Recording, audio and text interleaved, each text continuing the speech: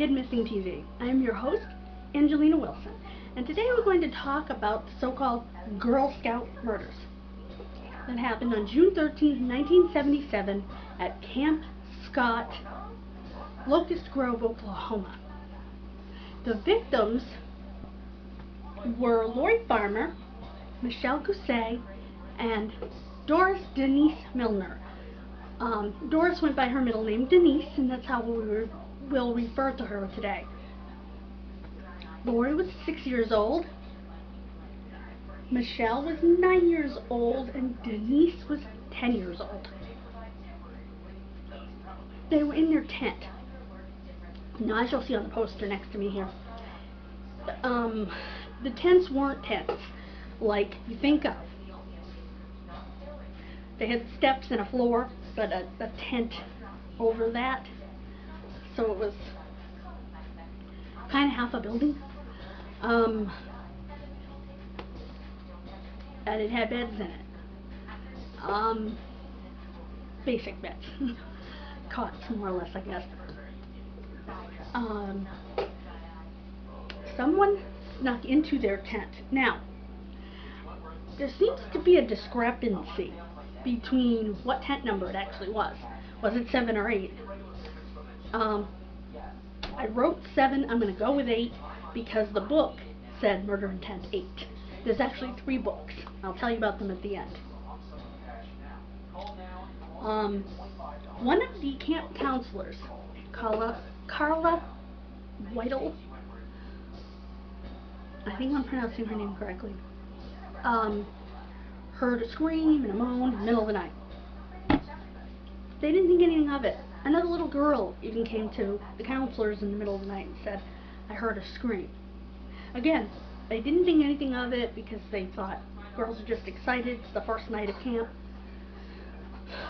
Carla, in the morning, when she was headed to the showers, found one of the bodies in her sleeping bag on the trail to the showers. Then the other 2 bodies were subsequently found. Whoever had done it had tried to clean up the floor in the tent. They cut out the wood floor to try to test the blood and whatnot. Not sure what they found at that point. All 3 girls had been, I believe, beaten to death and strangled.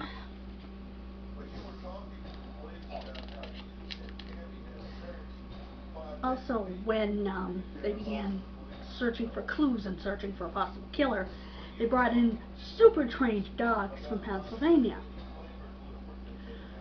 which is a long way from Oklahoma, to do that.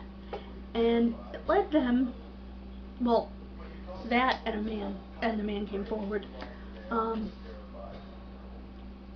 from a camper, well, sort of his home. It had been robbed, and some stuff had been taken, provisions and things like that, and they think the killer did it.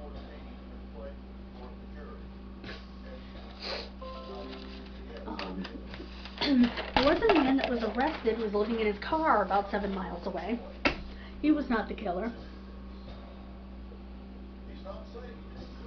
And the man whose cabin was broken into was Jack Schroff. He passed poly. He was completely ruled out.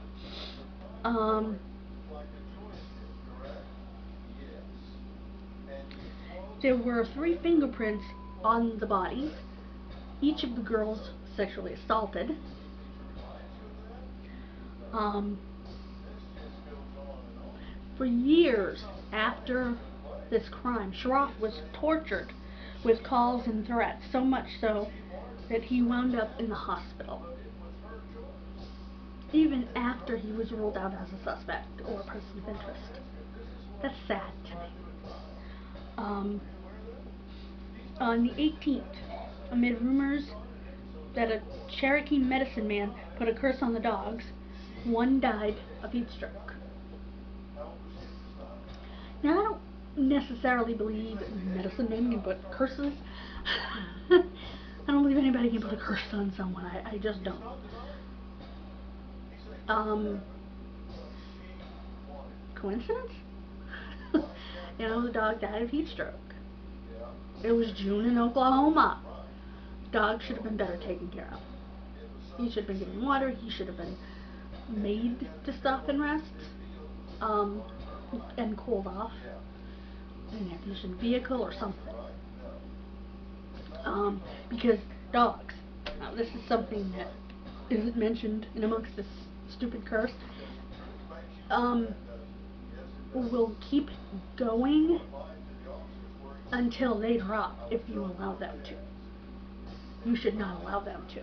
That's a fact. When you have dogs like bloodhounds and stuff, the scent hounds, they will go and go and go. You have to, as the human, stop them. So, I blame the handler of that dog.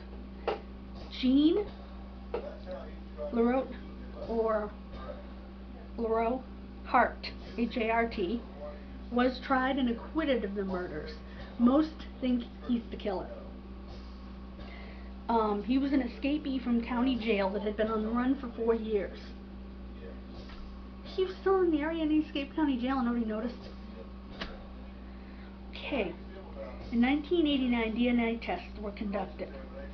These tests couldn't rule Hart out, but they couldn't exactly rule him in either. All that they proved was that the killer was Native American and could have been 1 in 7,700 men, Native American men. Not helpful. Well, it is in the sense that we know the killer is Native American. No, the killer is Indian. You're talking about Oklahoma. You're talking about a state loaded with Indians. It is one of the largest Native American populations in our country, if not the largest. So, and hey, it was theirs first. But it was a Native American. Where the medicine man comes in, by the way, is that Hart went to the medicine man for something. In 2008, they did new DNA tests, but they were unsuccessful due to degradation. They didn't properly store the items or whatever. In 2017, DNA tests were taken from the girls' pillowcases. Didn't get any results. And interestingly, during camp counselor training, a girl's tent, dorm, whatever, was trashed. Her donuts were stolen, and in the donut box was a note warning that this was going to happen. We are on a mission to kill 3 girls in tent 1. The leader, when the counselor brought him or her the note, thought it was a prank and didn't take it seriously. Oops! Except they were killed in tent 8, which is probably simply because it was the furthest tent from the camp counselor's tent, way down by the showers.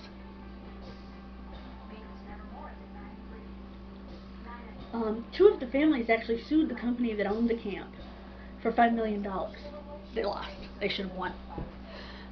I'm sorry, but you have all these things that you do not take seriously. You don't check on screaming and moaning. You don't check on screaming and moaning. You don't tell parents that we got a note that there's a possible threat, and have a counselor in every tent because you know there's a possible threat.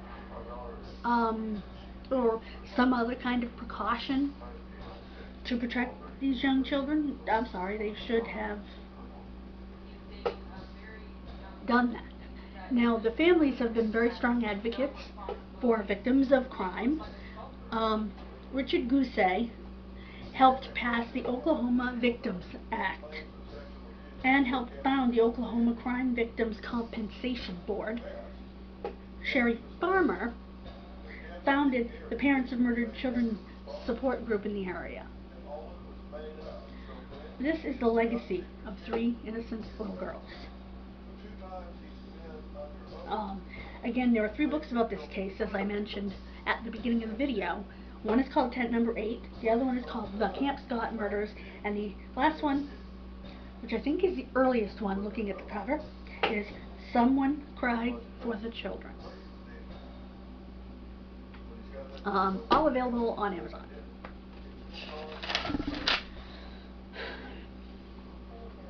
So, next time we will be talking about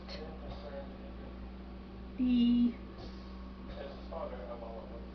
I think it's the Wineville chicken coop murders, if I'm not mistaken. I just looked at my calendar too, man.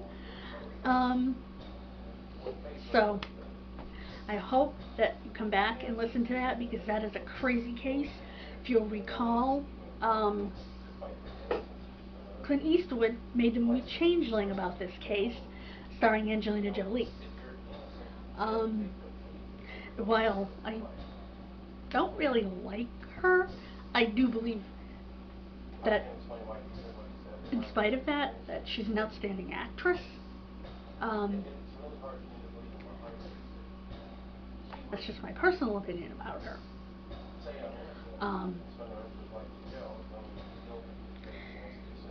Thank you for joining me. I hope to see you again next time on Tuesday. Have a great day. Goodbye, and God bless you.